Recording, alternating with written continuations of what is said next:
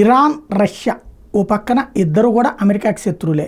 America ఒకవైపున వచ్చేటప్పటికినేమో Iran మీద ఆంక్షలు పెట్టింది, రష్యా మీద ఆంక్షలు పెట్టింది. ఈ ఆంక్షలు పెట్టించుకున్న రెండు దేశాలు కలిసి పనిచేస్తున్నాయి. ఓ పక్కన ఇరాన్కి ఇజ్రాయెల్కి మధ్య వార్లో ఇరాన్కి ఆయుధ సరఫరా చేస్తుంది రష్యా, అలాగే రష్యాకి ఆయిల్కి సంబంధించినటువంటి సహకారం అందిస్తున్నది ఇరాను.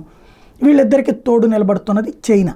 ఇప్పుడు ఓ పక్కన యుద్ధ వాతావరణం పతాక స్థాయికి చేరిన సందర్భంలో ఇరాన్ రష్యాల మధ్యన ఒక 20 సంవత్సరాల స్ట్రాటజిక్ కోఆపరేషన్ అగ్రిమెంట్ మీదన పుతిన్తో పాటుగా పెజెష్కియాన్ ఎవరైతే ఇరాన్ కొత్త అధ్యక్షుడు ఎన్నికయ్యారో వీళ్ళిద్దరి మధ్యన ఒప్పందం కుదిరింది.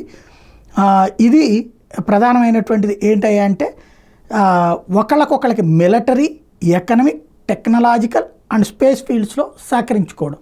అంటే సైనికపరమైనటువంటి సహకారం అందించుకుంటారు, ఆర్థికపరమైన సహకారం అందించుకుంటారు, సాంకేతికపరమైన సహకారం అందించుకుంటారు, అంతరిక్ష వ్యవహారాలకు సంబంధించిన సహకారం అందించుకుంటారు. తద్వారా అమెరికా ఆంక్షల్ని లైట్ తీసుకోవడమే కాదు, అమెరికాకి షాక్ ఇస్తూ నువ్వు ఇరాన్ జోలికి వస్తే నేను ఇన్వాల్వ్ అవుతానని పరోక్షంగా హెచ్చరించినట్టయింది రష్యా వైపు నుండి.